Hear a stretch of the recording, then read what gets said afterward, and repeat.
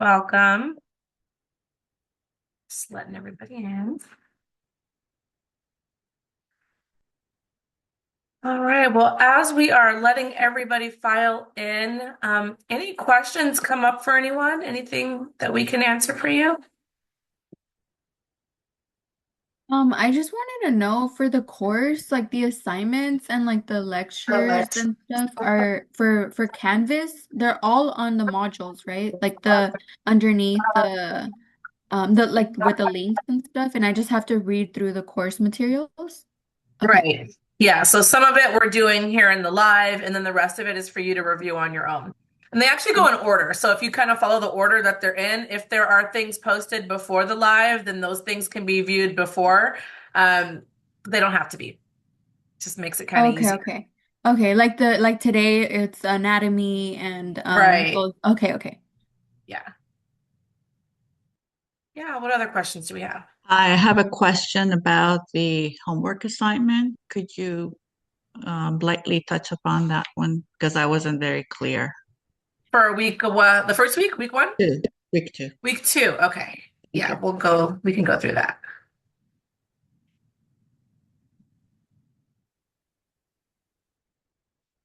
Stop sharing for a minute. I just want to make sure the assignments, like even though they have due, those are not real, right? What was that?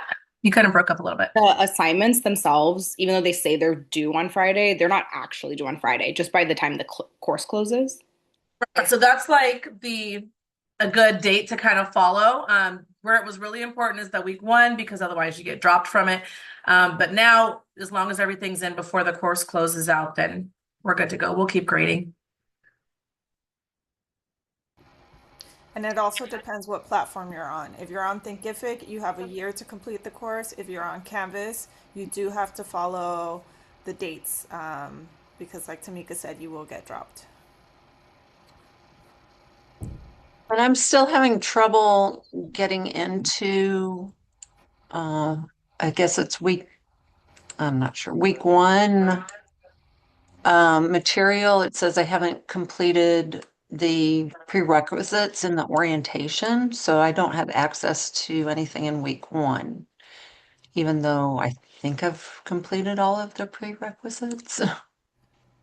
So I'm also dropping in the chat my office hours that are going to be tomorrow and the link to my office hours. So if you're having a specific problem, I'm not sure if we addressed it over email, Jen. That was me. Oh, okay. And with Yeah. me, Or you can email me, Jen, and usually people have the same issue moving ahead. So I have a screenshot of that I can send you on how to move ahead. I will also put my email in the chat, but you can email me and I can send you that screenshot on how to move ahead. But I also have, like I said, I have office hours tomorrow. You guys have questions, you can attend, and I will help you out with anything. And for me on that platform, it I missed to click on complete on I think it was like like the intro letter, and that was what causing me not to move forward. It was just I missed clicking something. So you may want to go back, Jen, and just make sure that you click all your orientation material. So I was stuck myself, and thank you both for helping me to figure it out. Yeah, that's usually the issue is something wasn't clicked somewhere. Mhm. So thank you for that. I have a question Uh-huh. for attendance today. So I went to the attendance area and there is no box to put that I'm attending the live. Are you in Canvas or Thinkific? I'm in Canvas. Canvas, okay.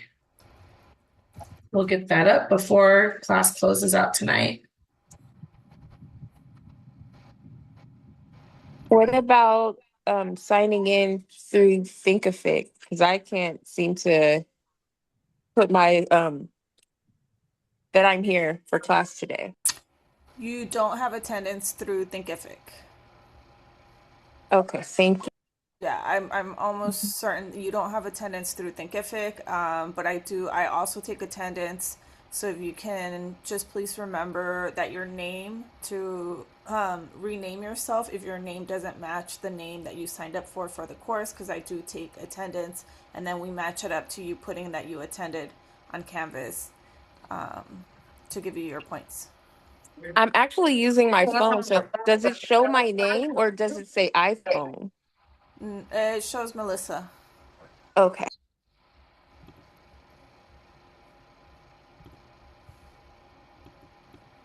Oh, good, Jen. Thanks. Glad that worked out for you. Go ahead. Go for Me? Yeah. So, it. Yes. sorry. I'm using my iPhone as well. So is it enough that my name is shown there? Does my Yeah, your name name's show? showing up. My name is showing up, and that is Yeah. enough? Yes, it works. Okay, thank you. Yep. I had a quick question in terms of attendance. Mm-hmm. I work at a hospital and I'm attended, or the tendency is I'm always scheduled in the evening time, starting at 5 o'clock. So for attendance, I know that the Zoom meetings are recorded. So if I tend to miss a couple, do I just inform you of when I'm working at that time that I'm not able to come to the meetings? Like the first week I was already scheduled to work that night. Yeah, so they're recorded. They're usually posted either the same evening or in the morning. So then you would just watch the recording, and then there is a makeup assignment for you to do. The makeup assignment is the same thing that we're doing during the live session. So you would just be doing it on your own, and then that'll give you the attendance for it. I see. Thank you. Yep. All right. Jejun? Yes. I was wondering, are you able to post the slides just by the slides itself? Because I saw the slides with the lines, and it's little hard to read because the slides are very small. For today? I mean last week and today's, if possible. Okay. Is anyone else having that issue that they're showing up small for you? You can enlarge it. So it could be a setting on your, because I think it's in a PDF format. So yeah, you should be able to. Enlarging it sometimes makes it blurry from my laptop. Yeah, it makes blurry in mine also. Okay, well, shoot me a message and I'll see if I can send it to you directly, and let's see if that makes a difference. Okay, sounds good. Thank you. Yeah. Debrina? Hi, I was just going to inform the young lady that said she couldn't, the box wasn't there. When I went for the attendance, the box wasn't there, but I pressed on the thing that said text, and then the box came down and I was able to type, I was here today. Wow. Okay. Yeah. Thank you for that. Hey, anything else come up for anyone? Okay.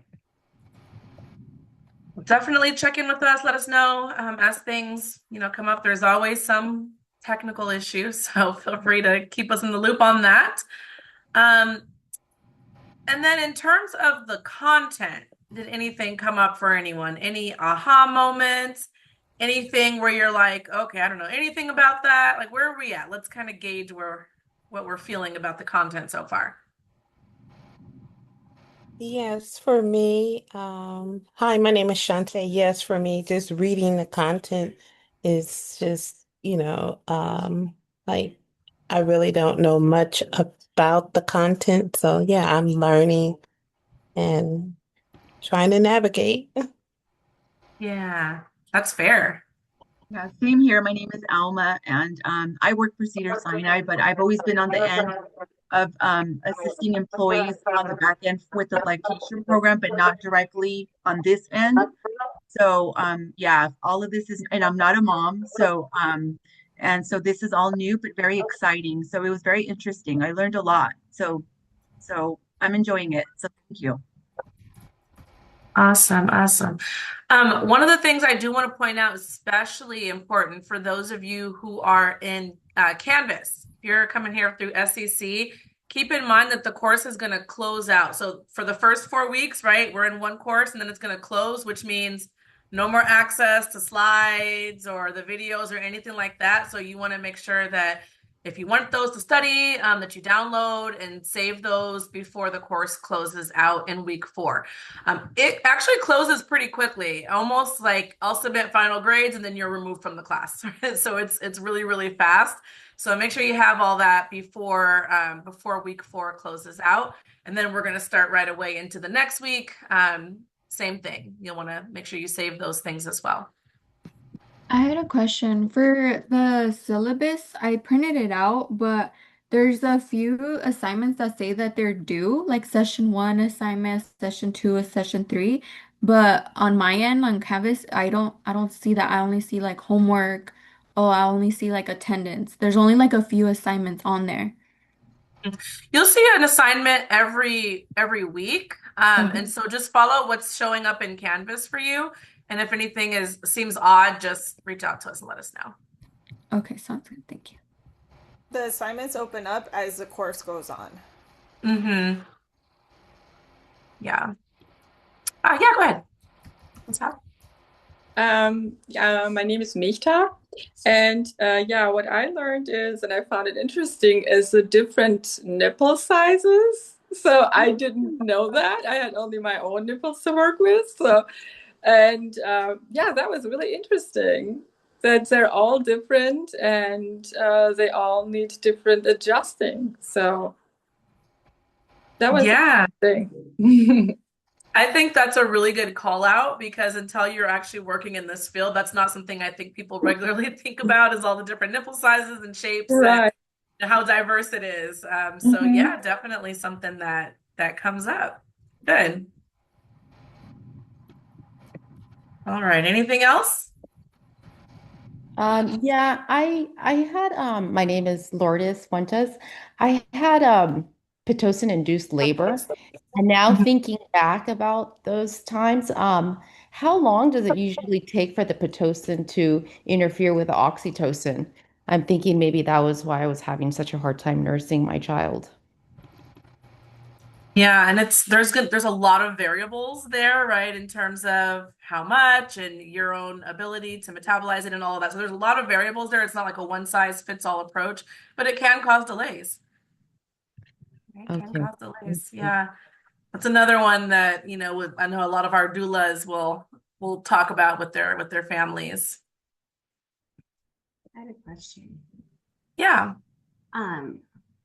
In my family, they mentioned they had trouble breastfeeding because of inverted nipples, but the doctor told them they would not be able to, so not even try it. Yeah, we're going to talk about that approach today. We'll get into a little bit of that. But definitely many people with inverted nipples can breastfeed and breastfeed just fine. If there are challenges, then we work with the challenges and we find solutions, we find adjustments to assist with that. I figured it was maybe just a lack of training on their part and knowledge. It can create some challenges and some difficulties, but it's not one size fits all either. It's going to be for every single individual. Yeah, for them it was kind of like, oh, just give up, don't do it. Yeah. And I love that you brought that up because that's a common approach that a lot of providers have if they don't know what to do in this case. It's like, oh, easy solution is what? Formula, right? Then we don't have to worry about it. But there's ways around all of these things. So we'll get deeper into that. Let's look at the homework assignment from week 1. You all were asked to submit some resources. Did anyone come across any resources that you didn't know about that might be helpful as you're working with your families? Anything new that you think might be helpful for the group to know about?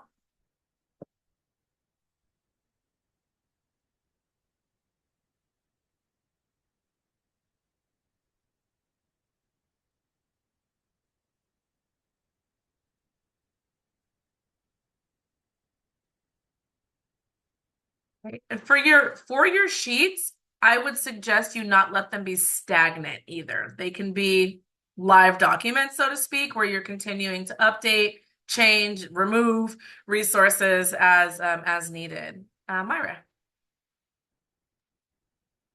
Hi. Yeah, actually, I was just kind of thinking, well, I like the fact that you said like, oh, this is potentially something we can use later on ourselves when we're working with folks. So I live in Lakewood, so I was trying to find like what's near me, besides, like the bigger orgs. And actually something that was really nice was the city of Long Beach actually provides free resources for women. And I did notice I came across like this other program that I guess the LA County used to provide, but I kept clicking links and it seems like it doesn't exist anymore, which is a bummer. But through that, I came across the city of Long Beach, which is closer to me. So I thought that that was pretty cool. Yeah. Good. I'm glad you're able to find some things. You bring up an important point in this field and all fields in public health is a lot of times things are grant funded. And so sometimes we have fantastic programs and things are going well and then funding stops, right? It happens, which means we kind of got to always be looking out and seeing what's still running, what's not running. Kind of keep our ears to the ground with those things because it can be really frustrating for families if we provide them with a list of resources and none of those resources exist. Right. So we don't want to do that. And it happens. I've seen some really great programs that are up and running and we're all excited and then they disappear. So, just one of those things that we kind of got to pay attention to. I just wanted to add that I would say this class did amazing in this homework assignment. You guys provided some amazing, not just the resources, but the way your presentation. They were amazing, beautiful presentations. So, congratulations. Yeah. And definitely use them, right? Be thinking about where you can refer people and when, and as these new resources come in, add them to your list, and then remove the things that no longer exist. But yeah, great job, everyone. I think this is really important, is to always be thinking about where we can send our families. Okay, and then if you've never just like clicked around on the Breastfeed LA website, feel free to do so. There's a lot of information and resources there. You might find something new that you didn't have already in your list. So check that out when you get a minute. Okay, and then let's look at the week 2 homework. I know there was some questions about that. So this is the question. It's a reflective homework question for students. Provide a few sentences for each question using what you have learned so far in this course. So what you're really doing is just, what do you know at this point in time? It's more of a reflection. There's not really like right or wrong. It's more so, what do you know? What do you not know about this at this time, right? And just kind of gauging that and writing just a few sentences for each one of these points. Okay. Any further questions about that?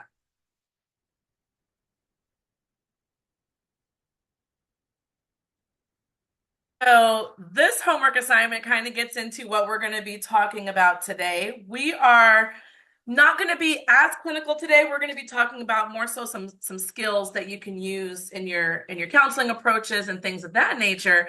But I like to just preface this by saying we're only in week 2. You're not going to know everything yet, right? So if you're feeling overwhelmed and feeling like you should know everything, you're not supposed to, and that's okay, right? What you know is great, and share that in this assignment. And then as we move forward in our activities for today, same thing, share what you know, but also recognize you shouldn't know everything yet. Like, we're still working through a lot of this content.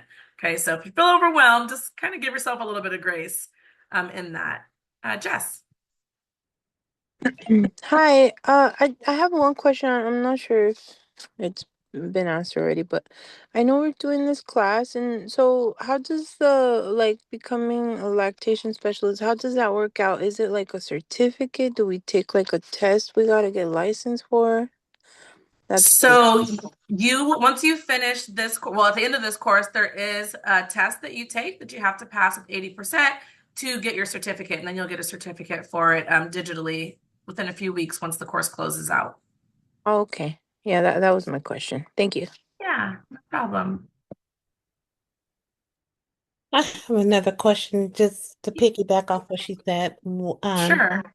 Because I'm interested in going further, trying to get licensed as well. So how do I go about that? Yeah, so this would just be the first half of the required lactation specific education that's needed for the IBCLC. We do offer another course. The month that it starts is escaping me. But it is, I don't know if you know when that month is. Here, let's see, but it's in the future sometime because we have the next course for this will be starting, and then it's sometime after that, maybe in the fall. I'm not sure 100%. But there's another course that offers the next set of hours that you can always try for. There is usually a wait list for that, kind of Okay. hard to get into, but it's one of those things that you can apply for once you have already finished this course. So you have to wait until you finish Until this, you've passed. pass this, and then And then you can, you can get on the, you can always sign up for the interest list, which we'll share the link with you all when we have that link to just sign up for interest that you're interested in the class. And then once it's available and you can register for it, you can register, but you'll have to have finished these first set of hours first. Okay. Thank you. Yeah. Olga? Hi everyone. I was just looking at the slides because I think you guys got ahead of me. But I noticed that some mammary lactation ducts, those are milk is produced where it's called alveoli. And I'm just like, oh, the lungs have alveoli too, so that's where gas exchange happens. But when it's in the mammary gland, milk production happens there.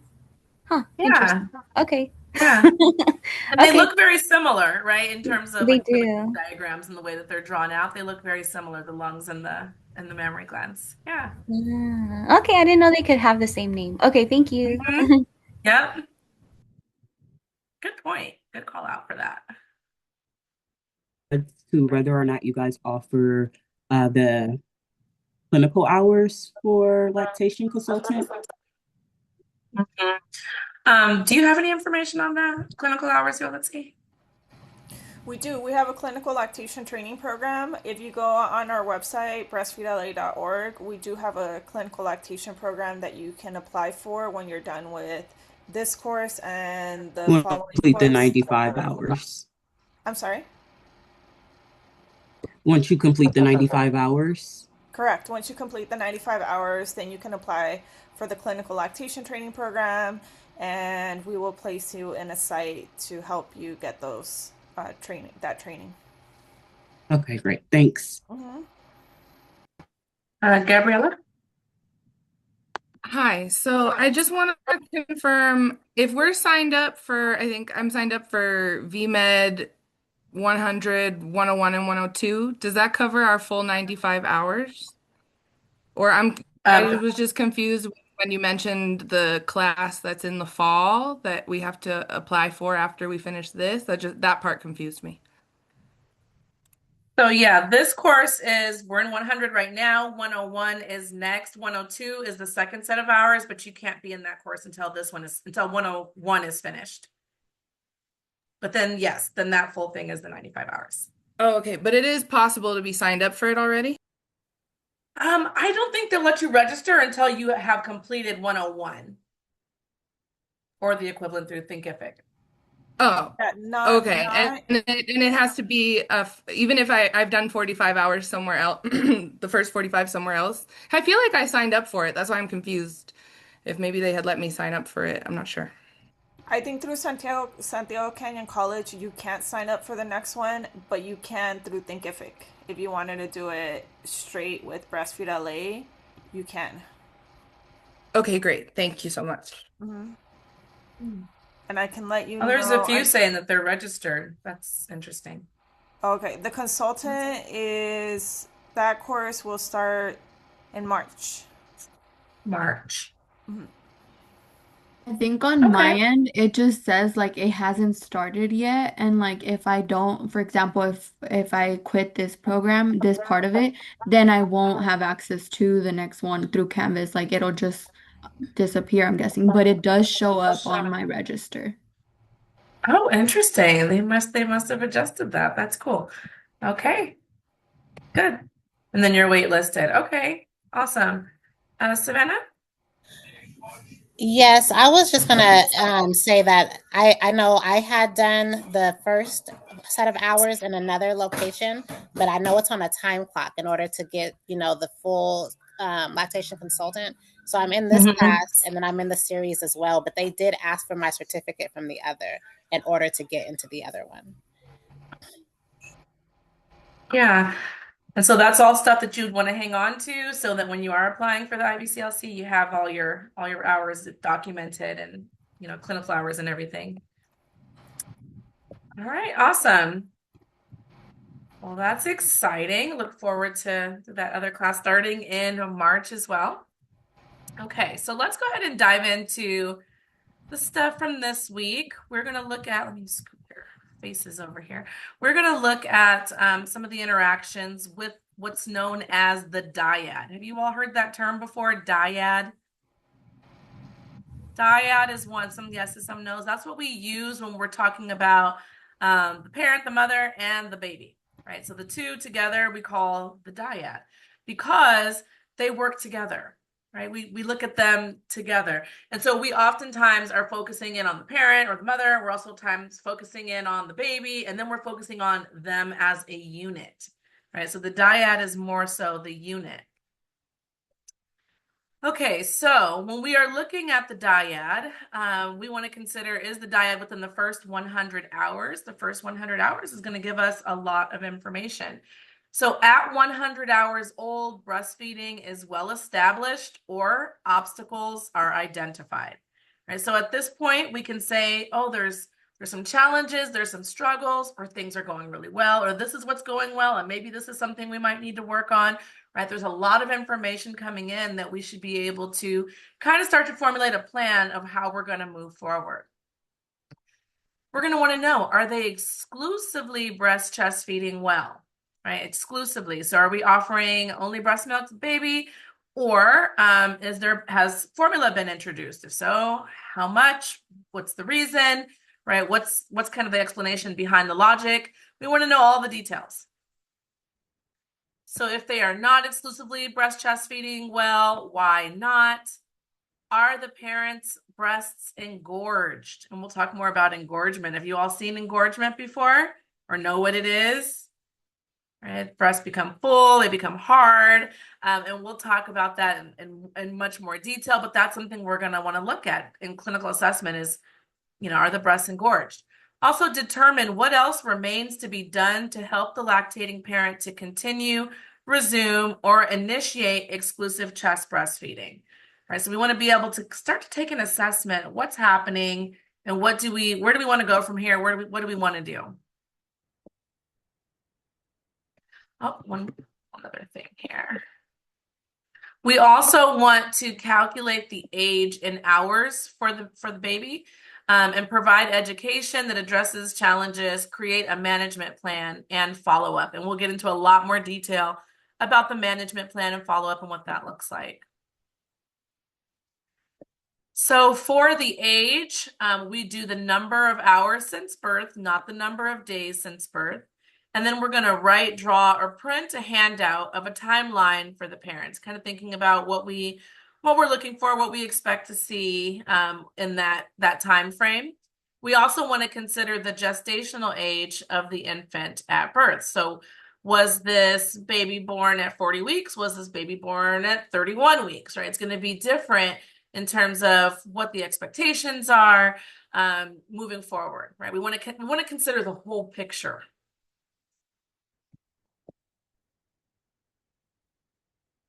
Education begins with what is expected to happen during the first 100 hours. So what should be happening now and what parents should do, who to call if something they expect is not happening.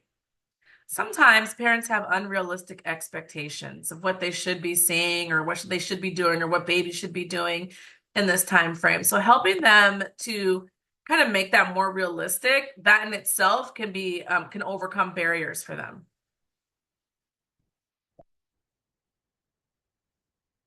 We want to describe the realistic expectations for this infant's chest breastfeeding pattern at this time. Explain in simplest terms. Right? This is not the time to pull out all of your fancy clinical language. They don't care how smart you are, right? That's not what this is about.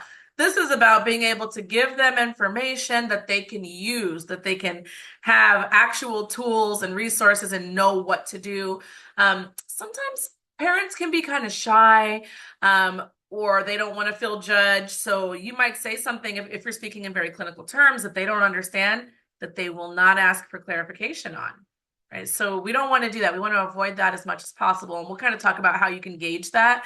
But realistically, we want to speak in the simplest terms possible so that they're understanding the information that we're sharing with them. We're talking about the expectations, and then is the infant matching what we expect, right? Or are they exceeding? Are they not exceeding? Are they maybe not quite meeting the expectations? We just want to really assess the whole picture. And then address the issues. We want to discuss the unexpected or abnormal outcomes. We want to provide physical assistance that's within the scope. We want to reinforce the education, consider, identify, and explain the lactating person and infant risk factors for breastfeeding challenges. All right, this is key, and this kind of goes back to what you all were mentioning a little bit earlier. Red flags for chest breastfeeding problems do not always lead to chest breastfeeding problems.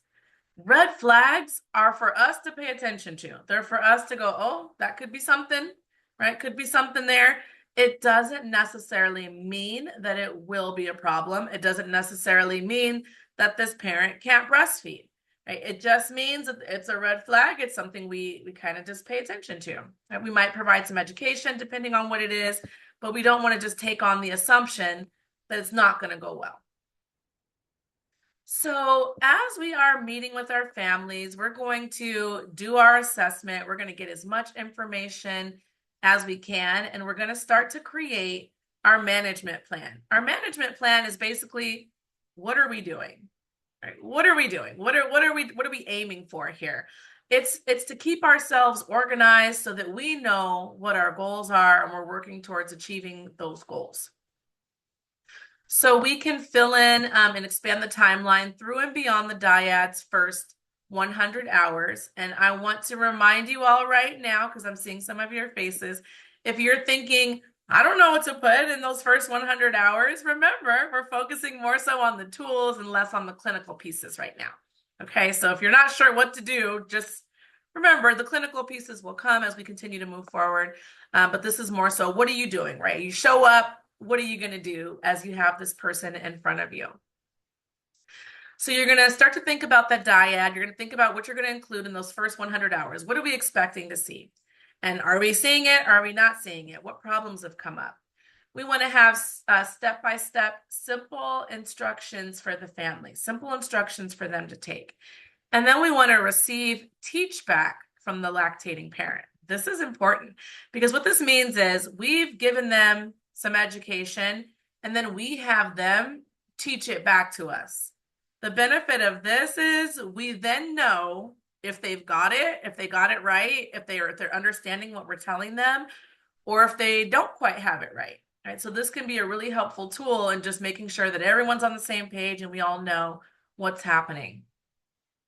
You also want to establish a timely follow-up plan, right? What's the follow-up plan? Are they following up with you in a week, in a day, in a couple of hours? Are they following up with somebody else? Are you referring them to their pediatrician? Right? Where are they going once this is over, and where do they go from here? So we always want to have that follow-up plan clear for us as well as clear for them.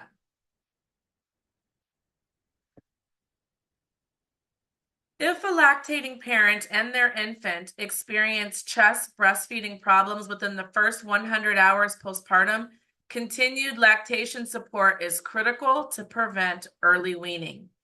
Right, so we really want to give them as much support as possible to fix whatever issues are happening so that we don't see that early weaning. Right, this is a very vulnerable time frame for them. When we are looking at follow-up, we want to think about when they're following up, specific day, date, or when a specific event occurs. with whom, IBCLC, pediatrician, whoever they're following up with. How are they following up? By phone, in person? Are they walking in? Or is there an alternate option?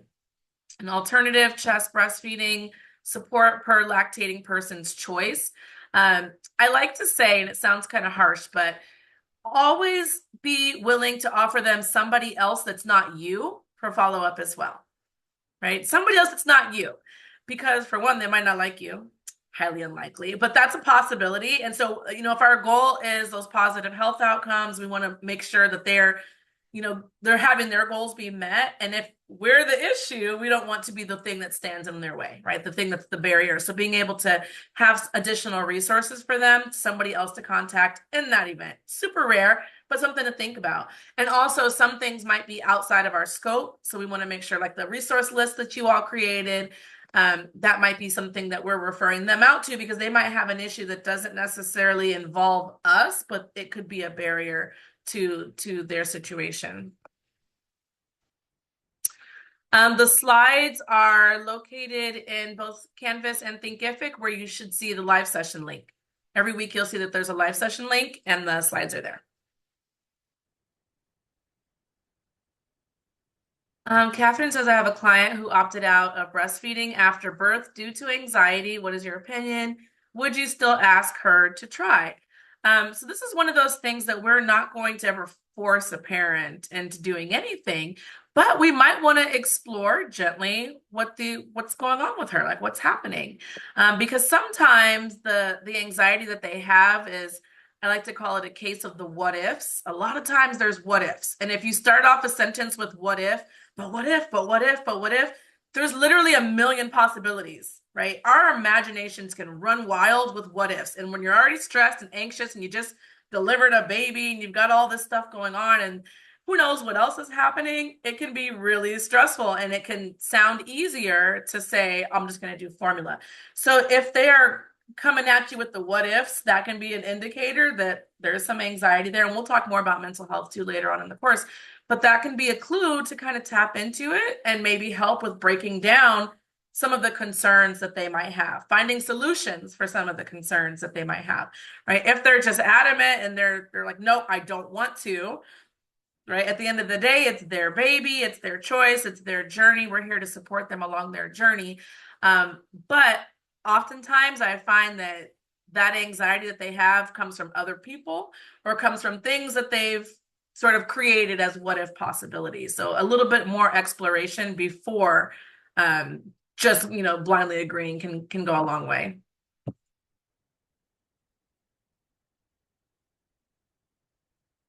Oh, thank you, Stephanie. I'll take a look at that. I wonder why that's locked. Okay. And then what happens after the hospital? So the first physician's office visit, this is where we want to be on alert, because sometimes, we've got those early days, everything is going well. Things are working just fine. And then they go to their first visit and the provider shares new information that maybe contradicts information that they had before. New fears might get brought up. So sometimes new concerns that weren't even an issue are now concerns that they have. Maybe baby's lost a little bit of weight.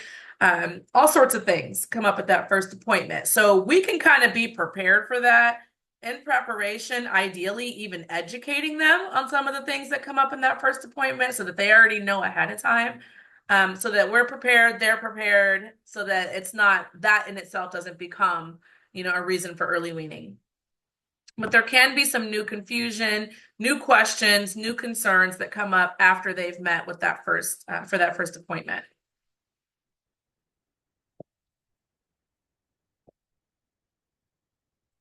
All right, language and culture when making referrals. So you want to always be considerate of culture. Culture is super, super important, and a lot of times it gets neglected, right? When we're thinking about who we're going to refer people to and why we're referring them there, we want to think, is it culturally appropriate to refer them to this resource, right? And is there another resource that might be a better fit? We can kind of think about that as well. One of the most common concerns that we might see in this area is language and comprehension barriers. If we have a family that only speaks Spanish and we send them to an English only support group, is that really going to be the most appropriate or the most beneficial? Probably not, right? We might want to think about that and look to see, is there a fit that's going to be better for this family, right? So we don't want to ignore culture. We want to be inclusive of it and just think about what could really work for them. We also want to consider the historical context of breastfeeding and milk expression. And, we kind of talked a little bit about generational trauma and things like that in the past. So we want to think about that as it relates to previous generations, as well as for the individual, right? There could be some trauma, some things that are coming up for that individual where maybe breastfeeding can be hard for them, can be a challenge for them, maybe more emotionally than it is physically. Right, so lots of things to consider. We want to really think about people as a whole, right? We don't want to focus just on the breasts. We want to think about them as a person and all the things that come with being a person.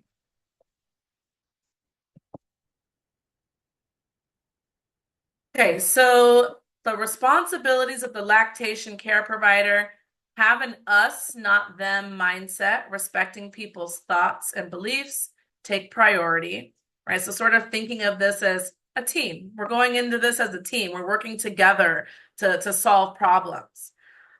We want to use evidence-based and evidence-informed information. We're going to educate without judgment, and evidence is gained through science and tradition. Right. So we've got a lot of information that comes from science. We've got a lot of information that has come from past generations that has shown to be effective and useful. And so we combine them, right? We'll be using a lot of these different strategies and tools to help our families out. And then again, it's your goal, not mine. This is super, super important. A lot of times, we're, like I say, we're passionate people. We want to make sure that people understand how important this is and that this is what's going to give them and their baby the best health outcomes. But at the end of the day, it's their goal, not ours. And sometimes we're going to be misaligned with that. Like what we think might be best for them might not be what they think is best for them.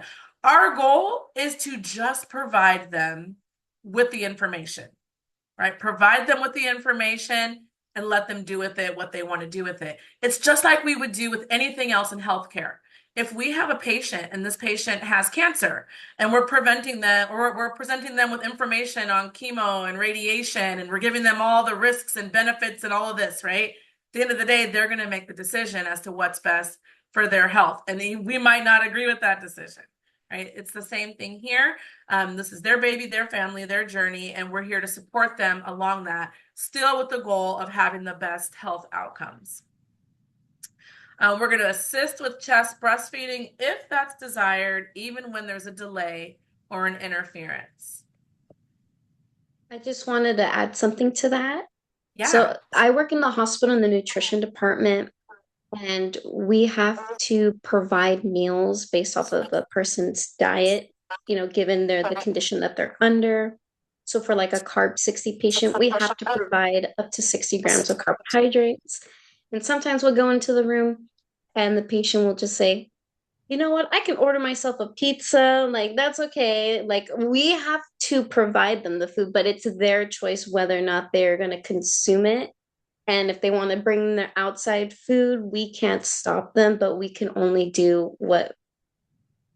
provide so much, So it's at the end of the day, it is their own autonomy, their own decision. Right. Yeah, I've definitely seen people in the hospital who've just had heart attacks, sitting there eating fast food in their recovery. It's like, what are we doing? Right. But at the end of the day, we can only provide them with education. And it can be very frustrating. It can be because you have all this information and you're like, just listen, right? But at the end of it, this is about them. It's not about us. Right? So it's Yes, hard. and I've actually seen a patient, she kept her trade tickets, we call them trade tickets, and she's like, oh, I'm supposed to be on this, specific diet. I'm keeping my ticket because now I know what I can have for like the meal. So she used them as like an educational tool to take with her outside for the hospital. She's like, oh, I know I can have this much cottage cheese, this much grapes, da da da da. So like that was a really nice experience.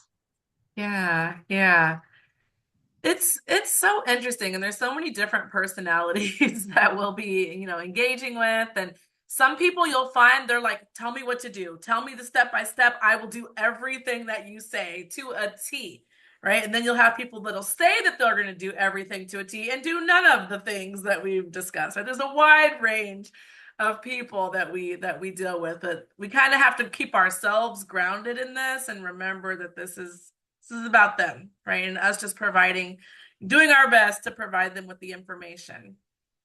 But yeah, it can be frustrating. All right. And then there's this lovely quote: people don't care how much you know until they know how much you care. Right. And I think this is so important, especially in our field, because we are working with people who are in a very vulnerable space. And if they get even a whiff that we don't care about them, then they don't care about anything that we're saying. Right. All of this education, all this effort, it means nothing if they feel like we don't care. And so an example of this would be maybe you walk into a room with the family, you're not looking at them eye to eye, you're just kind of making your notes in a chart, kind of just checking the boxes, going through the routine, not really engaging with them again as a person, but more so as a number, right? Then they're not going to have that relationship with you. They're not going to have that trust for you. But if you are taking the time to really connect with them and really go in and be able to, say, I'm here with you. I hear your struggles. I understand. Let's talk about it. Let's work through this and really show that you care in an empathetic way. That's going to go over a lot better.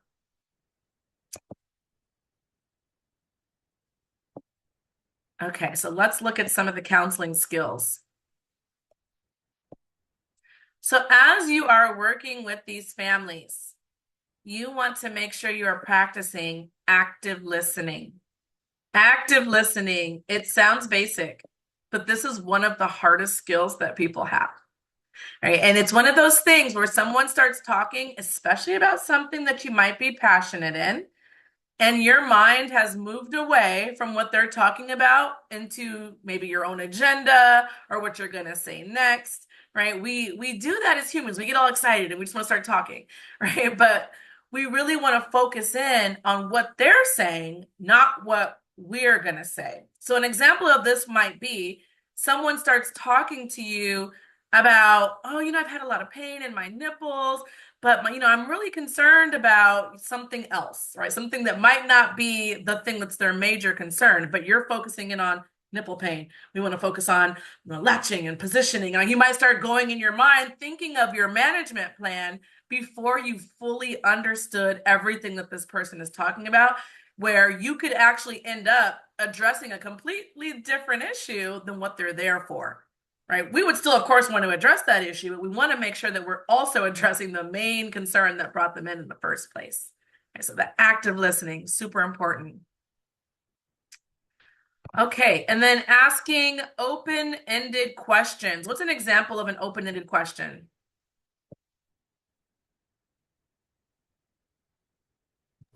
Like, how does that make you feel?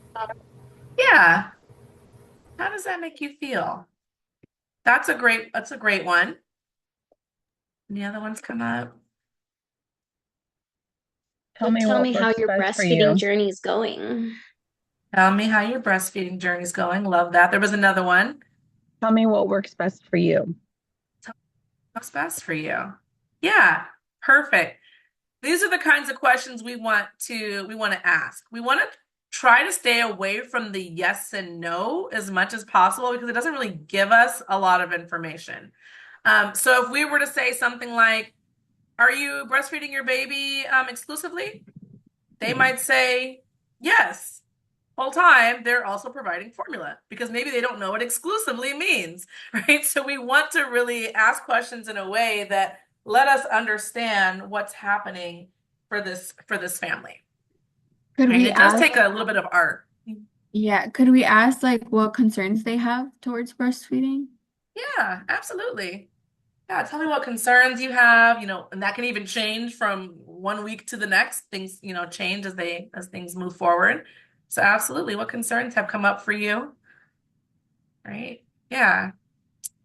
So we always want to really dive in, figure out what's going on, really hear them, sit with them, look them in the eye, have a conversation with them, gain some understanding before moving into creating that management plan. Right. And then we want to restate the lactating parent's concerns to clarify that you're answering the right questions. So you can say like, okay, so just to make sure I have all of this, you're concerned about X, Y, and Z, and right, like kind of put out restating what they've said. And then you can also throw in, like, I also would like to work on that latch and see if we can get a deeper latch for you. Right? It sounds like you're having some pain. So you can bring in your concerns then too, but you've also stated what they're there for.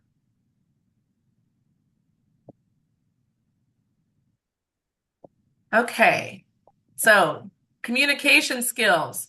Always validate the parent's concerns. What you don't want to do is dismiss them. Say, oh, that's fine. We don't worry about that. Right? You don't want to do that because then they almost feel silly for even bringing it up or for asking, right? We want to say, oh, that's a really great question. I'm so glad you asked me that. Let me provide you with some information, right? We want to validate whatever it is their concern is, even if it's something we know it's completely fine.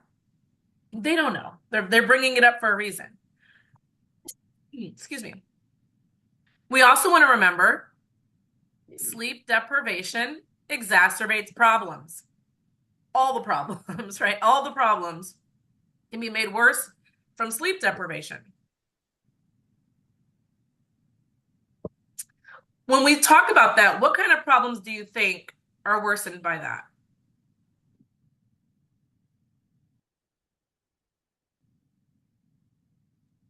Milk flow. Milk flow? Yep, we're going to see increases in our stress hormones, which we'll talk about our hormones later. Anything else? I think just from personal experience, I like overheated. Just like when I was pumping, I just forgot that I was pumping Yeah. and Yeah. I fell asleep during pumping. And I just remember it like overflowing. Yeah, interesting. Which, yep, Yeah. these things can happen. Or Or like just knocking it like over, spilling. yeah, I think just remembering thinking that I did something and then I didn't do it. Yeah. I've seen a lot of bottles of breast milk that are meant for a caregiver go to waste from that, right? You forget it's in the bag or whatever it is, and people, you don't want that. That gets very frustrating. Gabriella. From personal experience, I would say just everything becomes a bigger problem. Like your whole ability to reason and to talk yourself off the ledge and to know when something's like worth getting upset about or it's really not that big a deal. It's gone. Like that ability is out the window.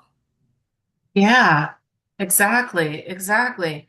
So we stop having as much concrete logical thought. We stop having as much ability to rationalize. We stop having patience, right? We get forgetful. Good. Mata? I was actually wanting to say those things as well. So from my own experience, like feeling irritated, easily irritable, Irritable. and low level of concentration, restless, forgetful, Yeah. just wanting to sleep. Right. Yeah, Sure, it affects their confidence too. absolutely. Yeah. So it's one of those things. It just keeps building, right? And everything that was an issue starts to become a bigger issue. Depression, yeah, that's another one. We actually start to see increased levels of depression. Um, and anxiety, right? Anxiety, postpartum anxiety is one that a lot of times isn't talked about, but is very, very common. And you start to get anxious, you start to get depressed, you start to get irritable, frustrated, and then everything that is an issue starts to become a bigger issue. And a lot of times the solution that families have is just stop breastfeeding, right? And that'll fix it. And really, that's not going to fix the problem, because these are more symptoms. We need to kind of start to address what the real issue is, and that is that they need to go to sleep. They need to find a way to get some level of rest, and that does take some creativity. Extreme I fatigue and think a brain good fog, yeah. I think a good like I guess um is having a good support system because obviously I have a partner, so obviously like Yeah. if he did notice that like I was tired, like I would pump so he would feed the baby, and I think just having that support is really helpful. I know it's hard Yeah. for a lot of women, but obviously like just having that support really does help. Yes. That's one of the things I love to talk to families about. If we have a partner there who wants to be supportive and be all in, that's a great thing to do. Feed baby, pass baby over so she can go take a nap. That can be really helpful, right? Just those little tips can help take the edge off of that. So, I think I do have like a question though because I have an aunt that just had a baby, but I can tell she has like postpartum anxiety because she doesn't like leaving her baby with her husband. So she'll have like she doesn't have like that like willingness of like no, here's the baby. She rather do it herself, but I can see that that could be stressful and frustrating too. yeah, and that's definitely a sign of postpartum anxiety is not wanting to leave baby's side, right? And so that would be something that we can also talk about. And we'll get deeper into the mental health stuff later, but that's something that we definitely want to address. We wouldn't want to just leave that be or try to even address it on our own. If she's struggling with some mental health, whether it's severe or not, we can refer. We can go ahead and provide a referral for that so she can get some additional support as well. But yeah, we don't want to ignore these things. These things just worsen the longer a person is going without sleep and not taking care of themselves. So we want to hop on it as quickly as possible. Raina says, I read that the partner support is a big reason women will stop breastfeeding. Yeah. So if we have a partner that says, I don't want you to do this anymore, and they're pushing for them to stop, they're more likely to stop, and vice versa. If they're supportive, not with the pushing, right? The pushing and controlling piece is never effective or helpful. But if they're supportive and helping them with working towards their goals and they're aligned, we see that duration longer. Yeah. So, I want to comment on that if that's okay. Um, I, I forgot where I read that I think that you like hit the point, but it was like surprising to me that the partner being supportive can like make or break the situation. Because I've seen like a lot of moms that that have the support, and that like aspect or whatever, but if they don't, I've seen it on both sides, but also another factor is like support from like your family too. So like Yeah. people that like are there that have experienced it. So I could understand how like there could be like a like a decrease in like people of color, because like I mean like I never saw my mom breastfeed, so like why would I, but I did. But it's yeah, I just think that's an interesting like statistic that the partner can really make or break like, the Right. breastfeeding like experience, I guess. But yeah. Absolutely. Yeah. And like you said, like family support too. I mean, if you imagine someone who this is their first baby and maybe their mom breastfed and their grandma breastfed, and maybe all their aunties around them and cousins have breastfed and breastfeeding is normal in the family, they have all of these people to talk to. They have all of this support.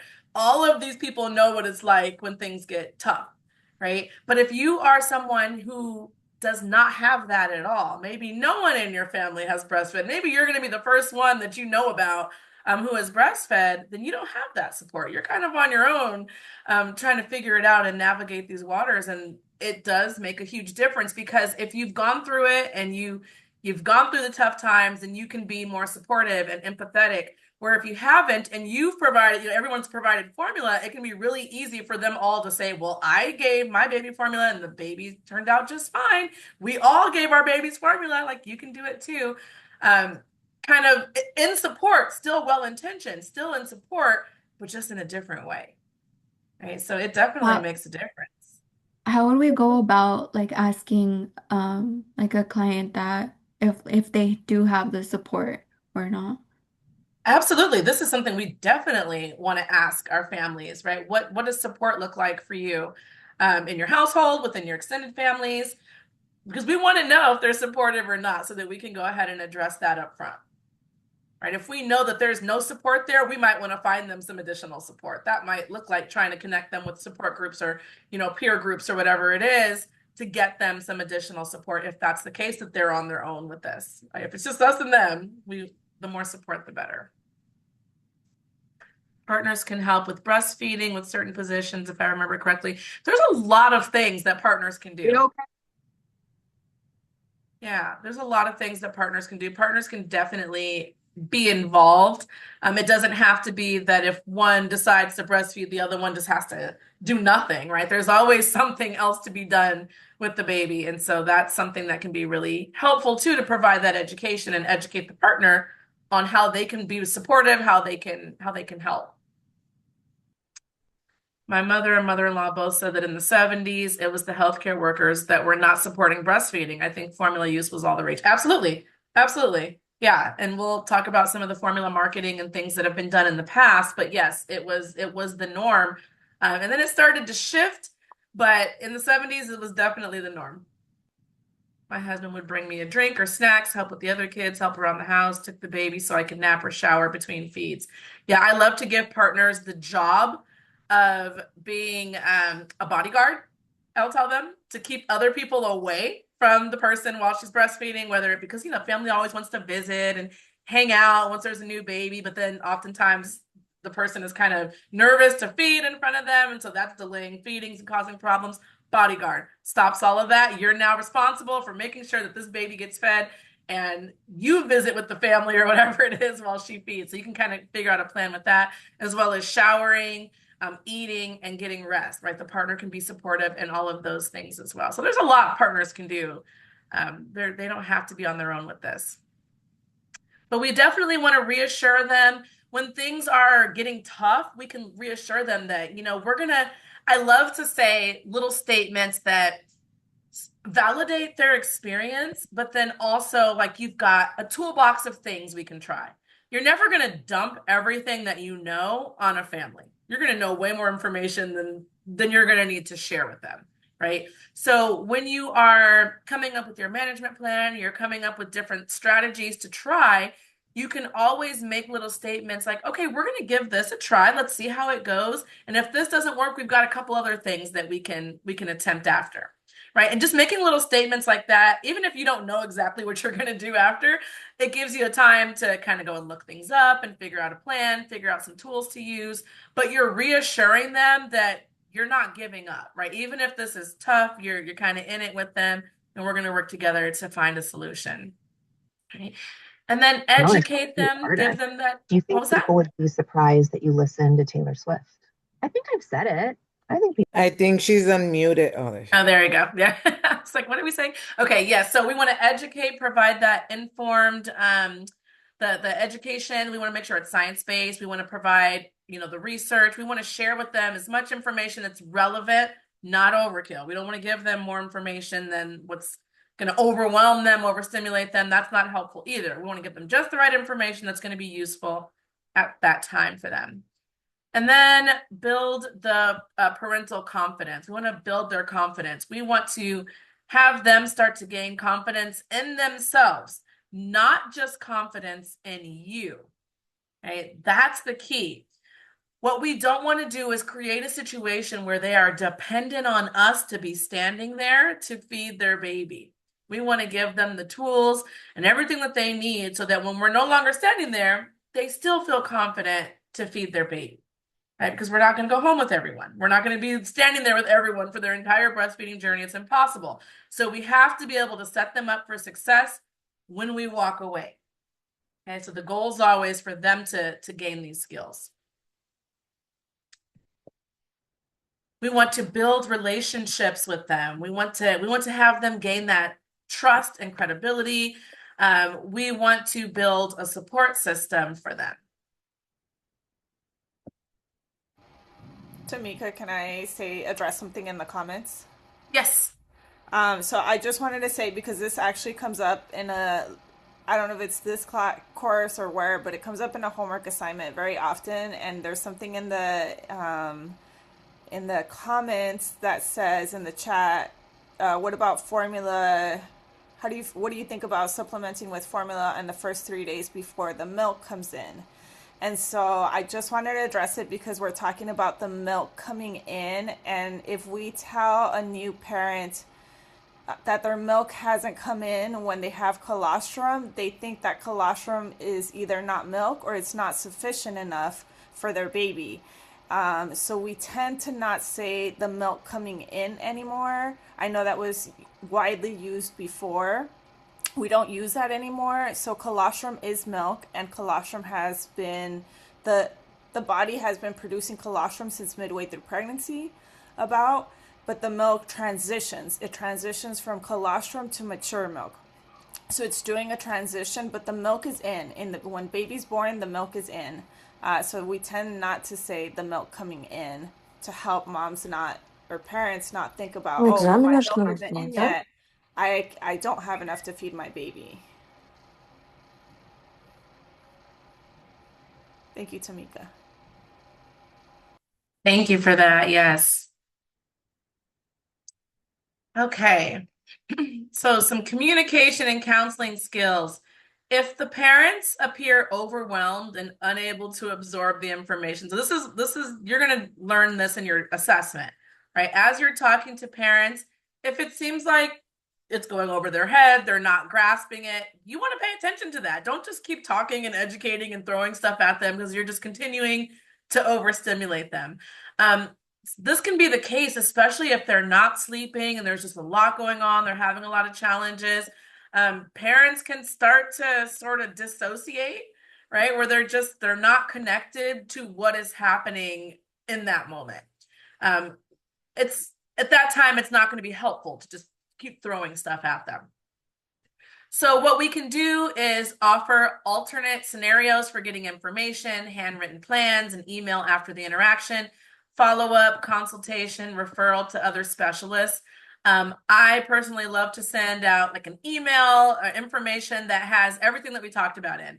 And you can see the weight lifted off of them when you tell them that you're going to do that. Because they're trying to remember all the little details, feed this many times, this many ounces, and there's all these numbers and all these bits of information. And then when you say, don't worry, I'm going to send all of this to you by email. So you'll have all of this in writing to look at later. I just want you to hear it with me now so that we can connect on some of these things. But the details will be in the email later. They're like, oh, thank goodness. Now they can listen. Now they can really tune in and just be there and connect in a different way than trying to remember all the nitty-gritty details. Okay, so we want to do that. And then we want to avoid withholding information. That would be an unethical practice. So if there is something that's super important for them to be aware of, we don't want to keep that from them, right? We don't want to lie to them. We don't want to give them unrealistic expectations. We just want to be forthcoming, be straightforward, give them what they need to know, what's going to be relevant, what's going to be helpful.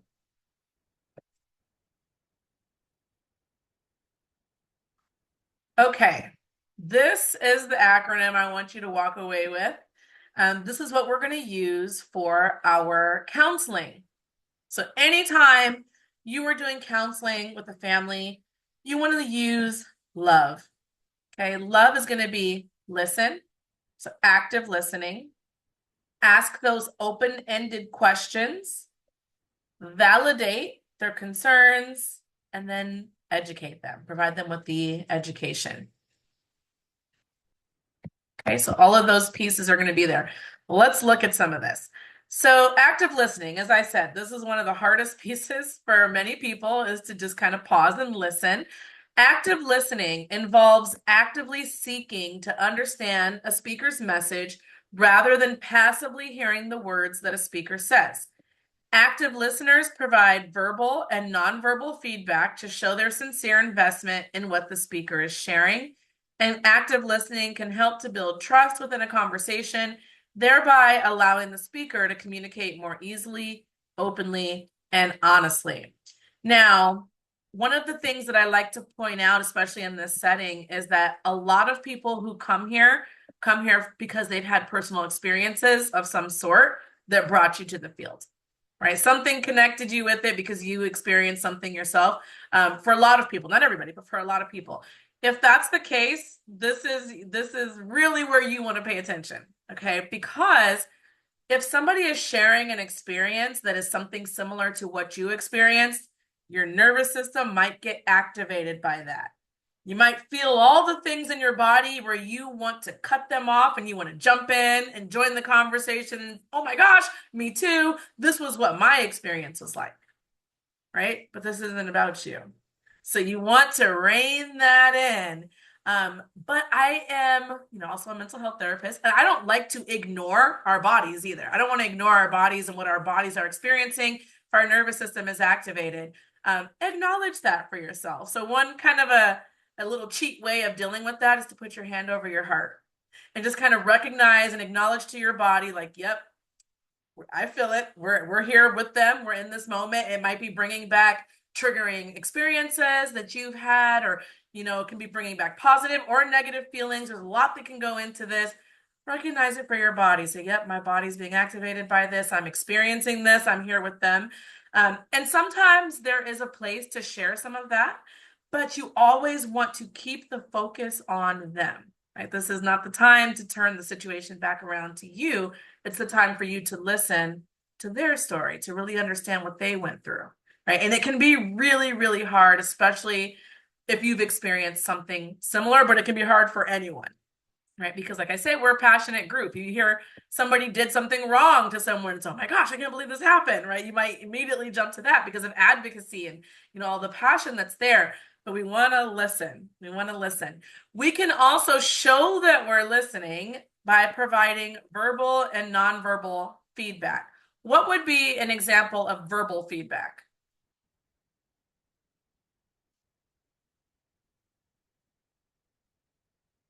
I hear you.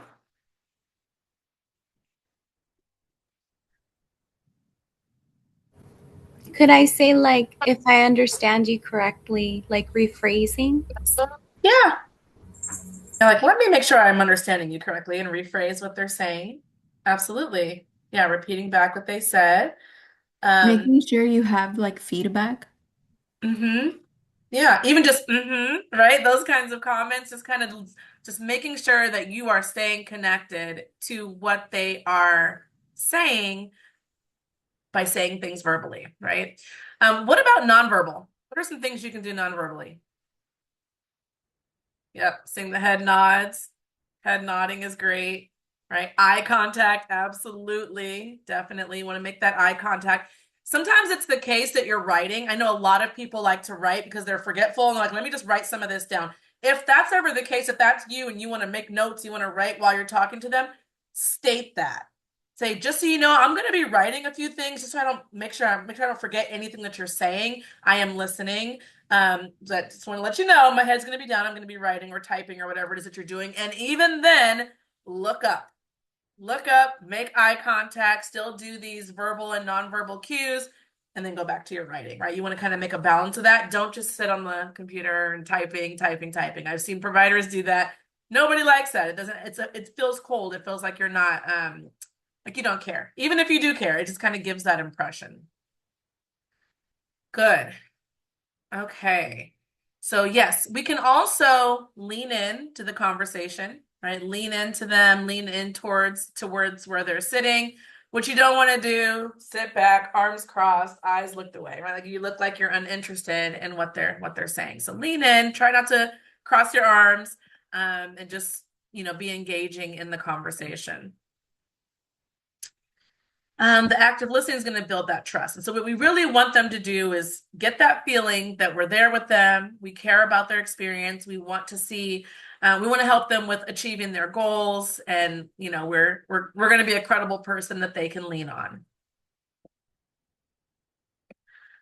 Listening involves a certain surrender, a willingness to sit with what one does not already know.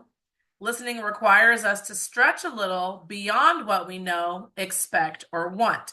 So like I said, a lot of times people are thinking about what they're going to say next to appear or present themselves in a certain light, all unconsciously, not something that people are necessarily thinking about. You're just, what am I going to say next? But this isn't the time for that. This is to really listen, understand, and then pause. And you can take a minute before you get your thoughts together and respond, right? The goal here is to really grasp what they're saying.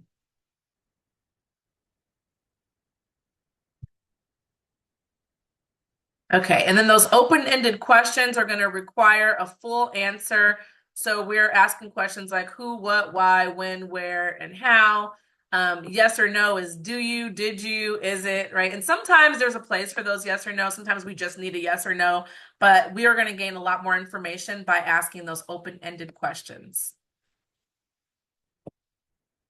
And what can be really helpful with this is creating a document for yourself that's like an intake form, as well as like a form you can use for assessments. So you can kind of ask similar questions as you go through and you don't forget things.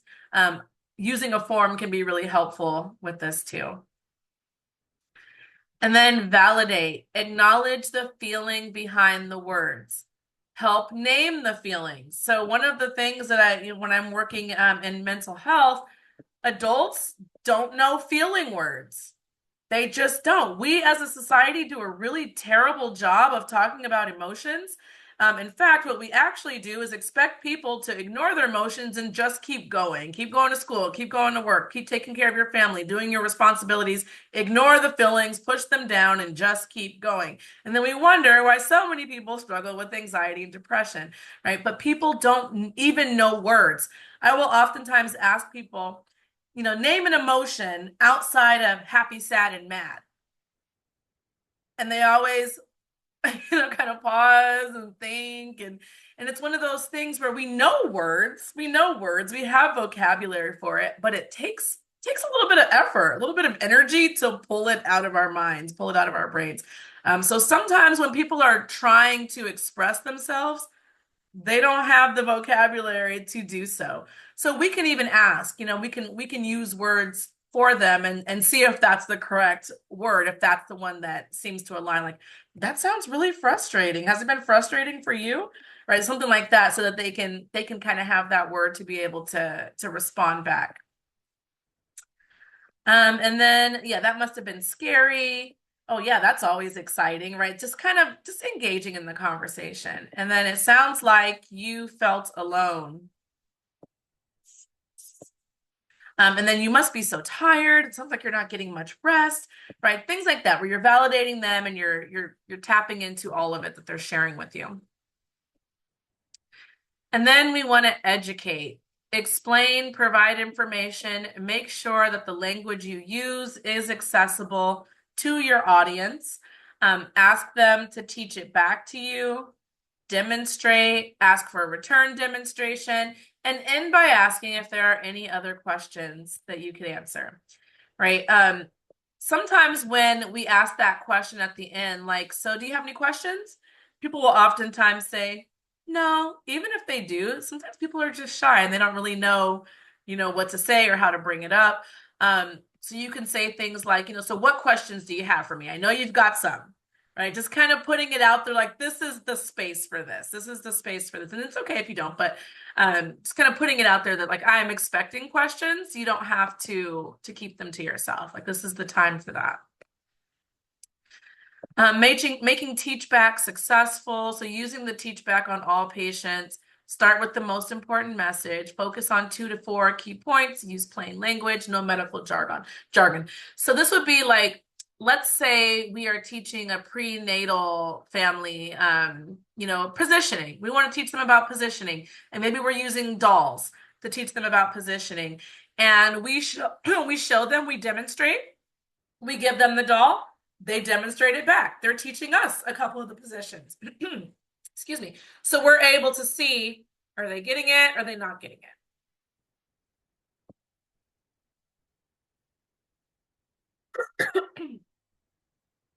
Excuse me. All right, assumptions and benefit of the doubt. We want to assume, excuse me, We want to assume that parents are doing the best that they can, that parents want the best for their baby, that they have their reasons for their decisions. We want to be patient. We don't want to judge them. Excuse me. We want to provide information for them. We want to empower them to make their decision and help them to reach their goals, not our goals, their goals. All right. So even if what they're telling us doesn't necessarily align with what we want for them, we want to remember this, that they're most likely just doing the best that they can, right? That's in general, generally speaking, we want to kind of take that assumption unless we see otherwise. All right, so now we are going to do an activity where we're going to practice with a case study. Now, I want to remind you all that you're probably not going to have, all of you are probably not going to have all the clinical information to be able to do this completely in the way that maybe you might want to. This isn't about that. This is about using the counseling skills, not so much the clinical skills. You'll gain the clinical skills with time, but this is more so focusing on the counseling. Now, if you've got this information, fantastic. Feel free to utilize it. But if not, don't panic. Okay, this is more so just focusing on the counseling. And I think this is also helpful because in the real world, there might be things that come up that you don't have answers on, or that you don't have information about, and you can practice how you would address that, how you would deal with it if you don't have the information, right? It's okay to say, I'm not sure. Let me look into that and get back to you. I'm gonna get some information for you and I'll share it with you, right? It's okay to do that, and that would be appropriate in this space as well as we go through the practice. For the intake form, a lot of times people just create their own depending on what type of environment they're in. If they're working in a clinic, they might have a specific form that's being used. If you're, working in like a WIC clinic, there might be something that's being used. So you just want to see what environment you're in. There's not like a one size fits all approach. It just depends on what type of setting you're in. Okay, so with this case study, don't forget to show them love, right? You're going to include an introduction of yourself. That's so often forgotten, right? You don't want to just walk into a space and start doing stuff. Who are you and why are you here? Kind of give them a little bit of a brief intro about yourself. Listen to the parent explain the situation. Ask those open-ended questions to understand the issues, and then validate them and educate. So here is our case study. Let's see how we're doing with time. Okay, here's our case study. You're working as a lactation educator for a small local agency that serves families with children 0 to 3 years of age. Today, you're assigned a young first-time mother who's experiencing a lot of nipple pain. While breastfeeding her 1-week-old and wondering if she should give up, she's just been to the pediatrician and the baby's doing great. She has a can of formula with her that the doctor told her was fine to use if she wanted. You're going to, in your groups, we're going to go into breakout sessions. And in each of your groups, you're going to take turns volunteering to be the mom or the parent and the counselor. Do your best to help this. We're just doing a role play. Do your best to help the family out and see what you come up with. Pay attention to the content that you're comfortable discussing and what areas you're struggling with.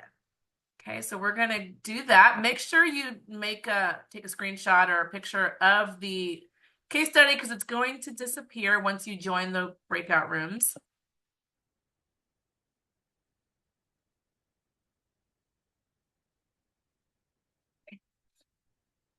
So once you've done that, you can go ahead and join the room. You should see it pop up now.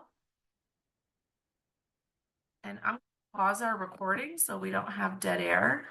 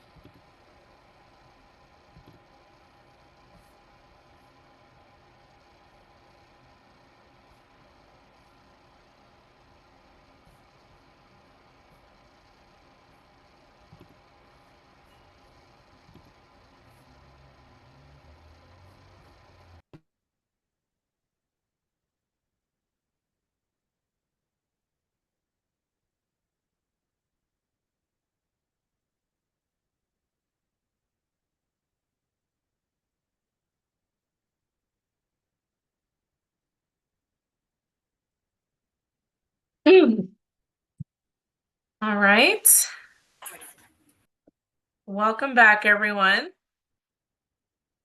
So what was that like for you? Who would like to just kind of let us know what your experience was like with that?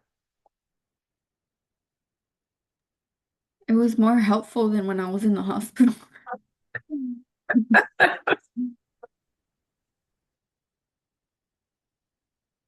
I mean, I think it's good and bad, right? It's good because it shows that we have a room full of helpful people, but also frustrating that your Yeah, experience was. I think just the passionate people that like really care and it shows. Yeah. Awesome. We had a couple Karina. really good actresses in our group. Oh, really? I love Yeah, it. I so love the role good. plays. It was great. Good. I like to see everyone get into it. It's awesome. Karina, go for it. It was great. We got an opportunity to take on roles. We all had a chance to provide, some information. I think a lot of it comes from personal experience and what we've learned in the last couple weeks. But then, separate from that, when we finished that, we kind of talked about our personal experiences with breastfeeding and how that played a role in this kind of same scenario, what our personal experience was as moms with, if we experience the same thing. That was good. Awesome. Mita? Yeah, we also had wonderful actresses in our group. And we too talked about our experiences since we're all seem to have breastfed. And so we had, I was a client. So, and we had two in our group, two ladies who were the counselors, and they did really great. And I must say, Savannah is a star.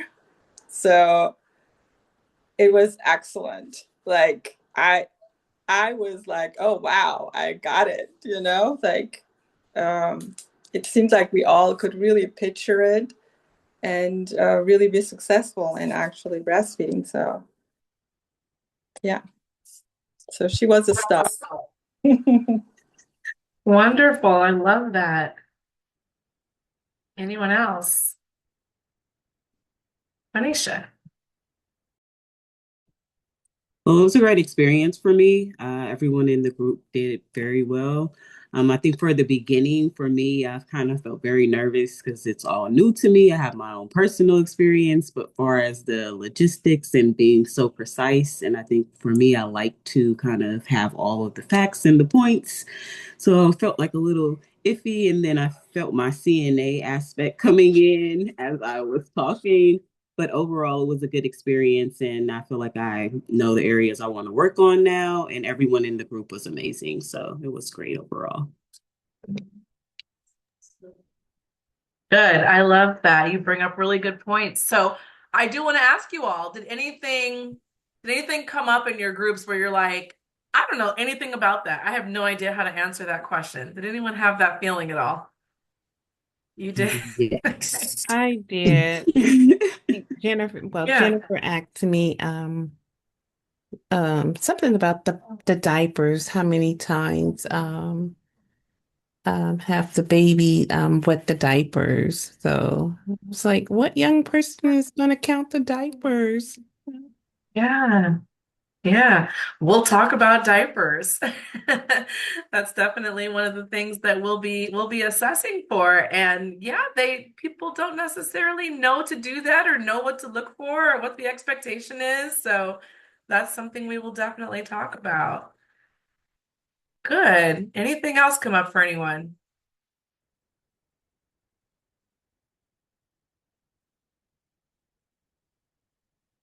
Mina says it was fun. My group had naturals, very compassionate, and it didn't feel like we were just here to talk education. They made everything feel so personal. I like that. Very good, very good. So like I said, this wasn't to test your clinical skills. This was just to start seeing what it's like to have these conversations and, kind of start to dive into that. We'll do some more of these later on in the course. We have a couple of different other role plays and things like that. But it's not about knowing everything. It's just about knowing how to be supportive, how to be empathetic, because even that by itself goes a long way without the information, right? Just being able to provide that support for them. And then you tie in your education with it and being able to point them in the right direction. And, you'll do wonders for people. And a big part of this course too is just knowing how to go and find information for families. It's not about remembering everything and knowing everything about everything. It's just knowing where to go, how to connect people to resources, and just really supporting them and achieving their goals. Good. Anything else for anyone that anyone came up with?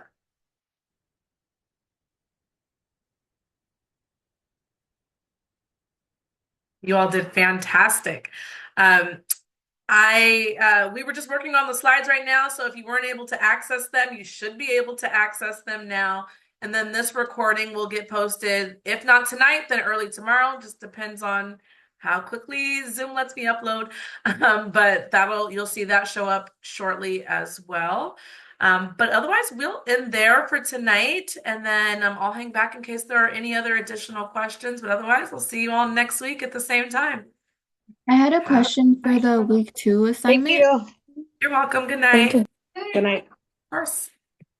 For the week 2 assignment, I know that it's a scenario. Did you want us to answer the questions that are at the bottom, or did you want us to do the scenario steps? No, so you're going to be doing the reflective questions at the bottom. Just the Okay. reflective questions. The rest of it's like information that you're being given. Oh, okay. Thank you for asking that. Yeah. I was going to say thank you for asking that because I started answering every single question. Yeah, no, you don't need to do that. I know there's a lot of information there. I still can't actually get into the slides for week 2. What portal are you in? Thinkific. You're in Thinkific. Is it telling you that you haven't completed something to be able to open up week 2? It's opened. It says I finished 5 of the PDF, I guess, slides. But for the one that we had just went over in class today, it's not appearing. Do you see the box that says week 2 live session slides? Does that box show up for you? No. Okay, you might need to refresh it because that box wasn't there before. Okay. So try to refresh it, see if it'll come up for you. Okay. Yeah, I see it. It's there now.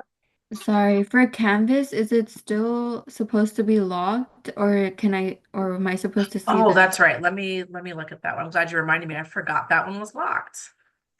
Okay, and that was, yeah, I don't know why that's locked. The attendance is locked. So weird. These systems do strange things sometimes.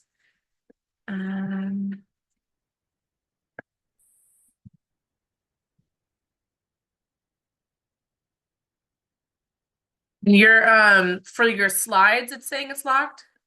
So for like the tab that says week 2 live session, it doesn't give me like any slides. It just gives like the locked. And then also for the attendance. Oh no, the attendance is there. I can upload that. But the link Oh, for I the see. Live session doesn't unlock I see until it. she posts the recorded version.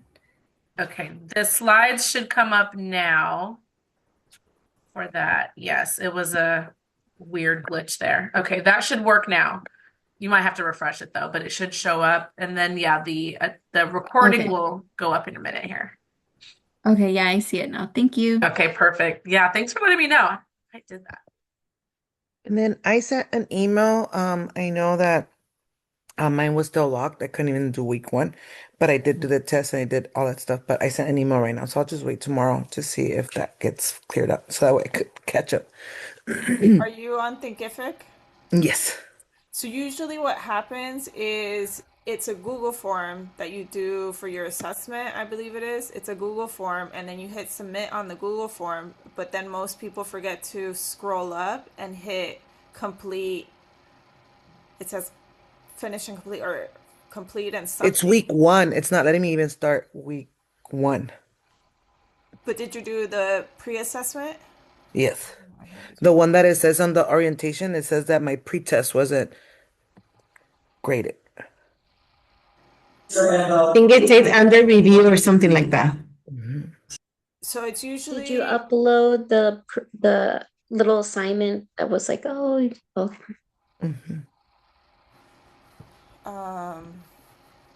let me see.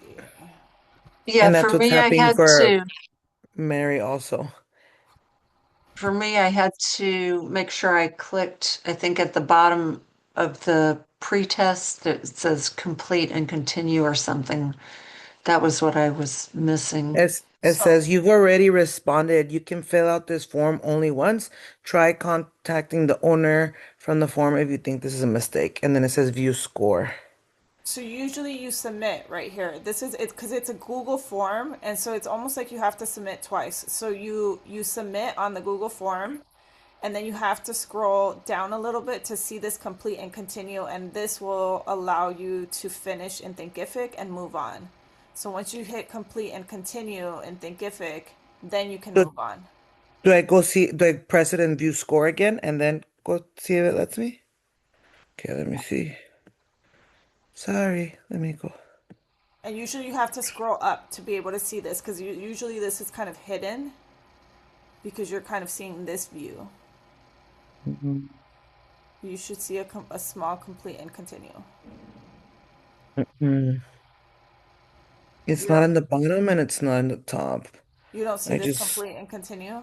no.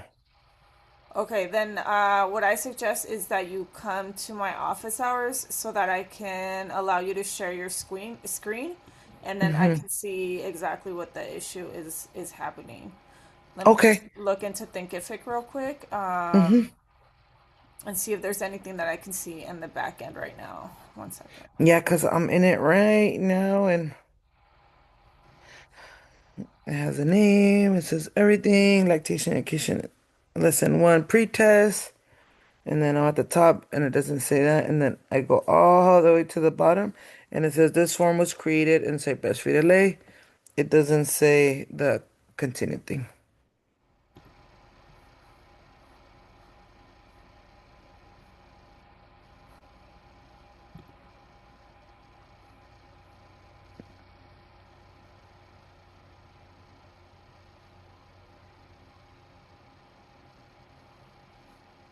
And I did this since last week because I was like, I don't want to be dropped because I know Tamika was like, oh, you have to make sure you put something in there. Yeah, we don't drop you in Thinkific. You have a year to complete the course. Oh, okay. I actually don't show that you've done the pretest. So shit. I'm like, is there a way to redo it then? So like I said, I think it would be best if you come to my office hours. That way I can allow you to share your screen and I can see what's going on your end while also Okay, looking at the back end. Are you able perfect. to come either tomorrow? I mean, tomorrow is my only day, but I have in the morning 9 a.m. to 10 a.m. or 3 p.m. to 5 p.m. I think tomorrow works for me. Let me just see what time tomorrow. Let me see if I don't have a meeting in the morning. Mm-mm.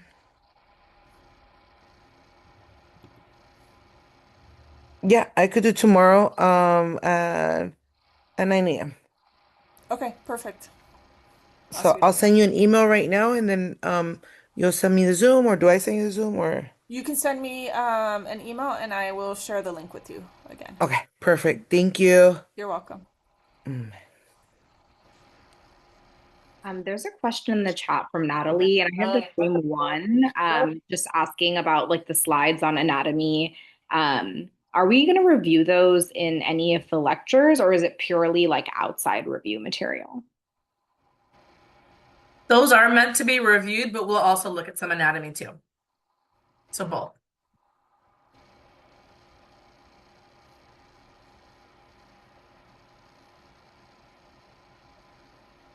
And for Yohalitsi, for the links that you've been sharing for your office hours, are they supposed to take you to Zoom? Because I haven't wanted to click because I don't want to like boot me from this meeting, but is Yeah, it's a that, Zoom link.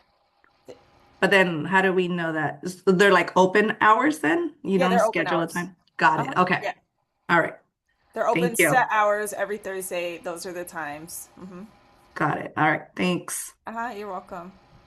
Thank you guys. We'll go through the homework too a little bit. I'm a little confused, like what we're supposed to do for the homework week 2.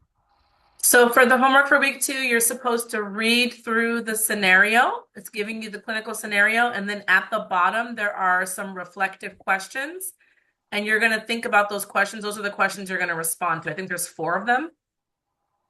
Oh, okay. So we You're don't just need to... responding to the bottom. Okay, got it. So we don't need to do the objective and everything else, right? That's all just information for you. Okay, got it. Thank you. Yep.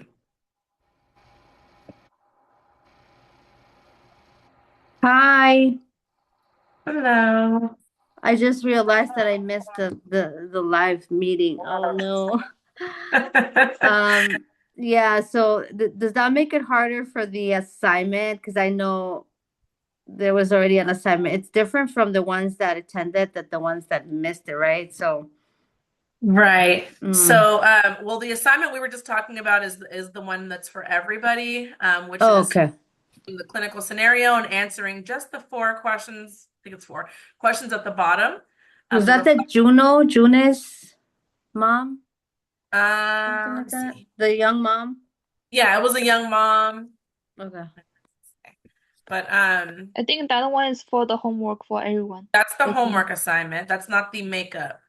Oh. Yeah, Janice is the mom there, and then there's 4 questions to respond to related to that.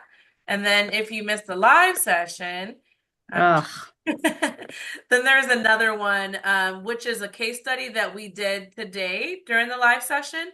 So you'll see that there's the case studies listed out for you, and you're just going to kind of write up a scenario of how you would walk through that with them, keeping Okay. in mind that you might not have all the clinical information, and that's okay. It's more so just like how you would go about counseling this family Okay.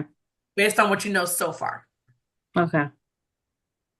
And the All right. contact information, the best email to contact you is the one you list on the syllabus, or you prefer another one?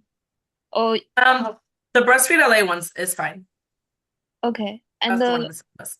if we contact you via Canvas directly, will that automatically okay, cool. Yep, Thank it you. goes to me too. Thank you so much. No problem. See you next week. See you. Take care. Thank you, you too. The books that I saw on syllabus that were available to purchase, like from Amazon and stuff, on those, does it matter the dates? I guess, are they all pretty much the same? Because I know there's like 2 for, I think it's the editions, I guess is what I'm asking. Does it matter on which editions we purchase or not really? It might matter. But... Yeah, it might matter just because there's been some updated protocol type stuff that you might see change. When we're talking about like anatomy, not so much, but the most up to date, of course, is going to be the one that's more so recommended. Okay, just because I was looking to getting some of those guys. Yeah, especially if you're going for IBCLC, you're definitely going to want the more up to date. That's what I was going to try to get. Okay, perfect. Definitely. Okay, thank you. Have a good night. You too. Night. Anything else? I don't know if this question was answered. It's a general question about the courses. Is there, or where do I find what I signed up for? I know I believe I signed up for this one and the next session, but I'm not sure if I did for the third one. But on Canvas, it only shows this course. It doesn't show the next one.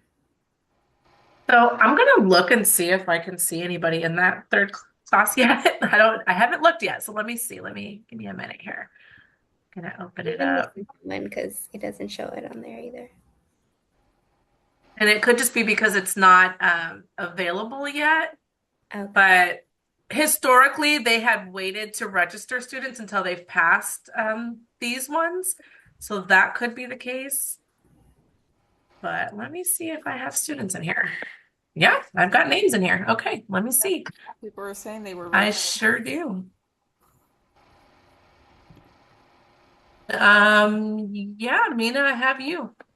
Oh, good. That's all I need. Thank you. Yeah, no problem. Interesting. Yeah, they did it different this time. Is that the one for March? That's the one for March, right? And That's the that March was one. $826, right? We had to, is that the one? So I'm kind of confused which course that is now. Because I That's got the it. one through SCC, through Santiago Canyon. I don't think that. I think it's from the Breastfeed LA. I'm getting the emails, and it was in the Same email course, for yeah. consultant BLC. Yeah. Yeah. So, Yeah, that's the same course. Yeah. so that's the same course. So that is the one that is. But this course is free. So for us, for Santiago Canyon, right? But that one is not. So okay. Yeah, we basically have two pathways. There's the Santiago Canyon College pathway, which is free, except that the waiting list is long sometimes for people to wait, and some people are wanting to get through the courses quicker, and they Right. also want the flexibility of having a year to complete the assignments. With Santiago College, you have to stay up to date and like really complete your assignments or you get dropped from the class. And so again, it's kind of like a trade-off. So you get a free class, but you have to really be up to date with the assignments. With Thinkific, it is a paid course, but you get again the flexibility of having a year, and then you don't have a wait list with that. Okay. So Santiago has a wait list for that. So Yes. Okay. So it's the Alright. same course, two pathways.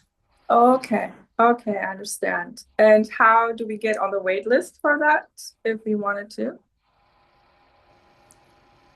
There should be a link on Santiago Canyon's website. Let me see if I can find the direct link, and then I'll put it in the announcements. But it's you Awesome. should Yeah. there. And there's already people on the wait list, so I can see Oh, that. okay. Yeah.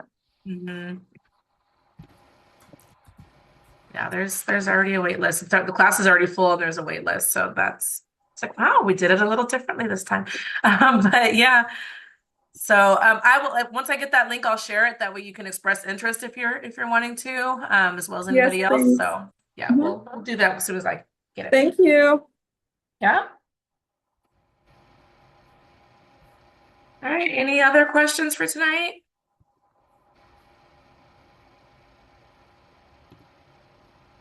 Well, have a good night, everyone, and I'll see you next week. Take care. Bye.